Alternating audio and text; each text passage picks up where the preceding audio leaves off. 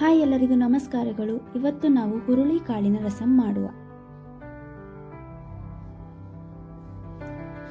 ಮೊದಲು ಕುಕ್ಕರಿಗೆ 1 ಕಪ್ ನೆನೆಸಿದ ಹುರುಳಿ ಕಾಳನ್ನು ತೊಳೆದು ಹಾಕಿ ಅದಕ್ಕೆ ಉಪ್ಪು, ಅರಿಶಿನ, ನೀರು ಹಾಕಿ ಕುಕ್ಕರ್ ಮುಚ್ಚಿ 6ರಿಂದ 7 ವಿಸಿಲ್ ಕೂಗಿಸಿ.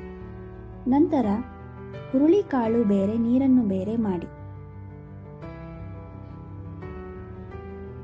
ಇವಾಗ ಬಾಣಲೆಗೆ 5ರಿಂದ 6 ಬ್ಯಾಡಗಿ ಮೆಣಸು, ಧನಿಯಾ 1 ಚಮಚ, ಕಾಳುಮೆಣಸು ಅರ್ಧ ಚಮಚ, ಜೀರಿಗೆ 1 ಚಮಚ, ಮೆಂತೆಕಾಳು 1/4 ಚಮಚ, ಲವಂಗ 2, ಕರಿಬೇವು, ಈರುಳ್ಳಿ 1, ಬೆಳ್ಳುಳ್ಳಿ 5ರಿಂದ 6 ಎಸಳು, ಟೊಮೆಟೊ 1 ಕಟ್ ಮಾಡಿ ಹಾಕಿ ಫ್ರೈ ಮಾಡಿ.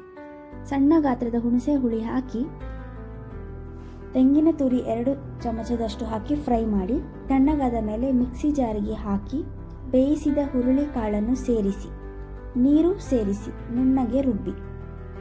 ನಂತರ ಬಾಣಲೆಗೆ ಎಣ್ಣೆ, ಸಾಸಿವೆ, ಜೀರಿಗೆ, ಕರಿಬೇವು, ಇಂಗು, ಒಣಮೆಣಸಿನ ಒಗ್ಗರಣೆ ಮಾಡಿ ರುಬ್ಬಿದ ಮಸಾಲೆ ಹಾಕಿ ಬೇಯಿಸಿದ ನೀರು ಹಾಕಿ ಮತ್ತೆ ಬೇಕಾದಷ್ಟು ನೀರು ಸೇರಿಸಿ ಉಪ್ಪು, ಬೆಲ್ಲ ಸೇರಿಸಿ ಚೆನ್ನಾಗಿ ಕುದಿಸಿ.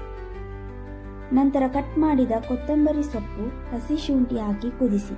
ಇವಾಗ ರುಚಿಕರವಾದ ಹುರುಳಿ ಕಾಳಿನ ರಸಂ ರೆಡಿ.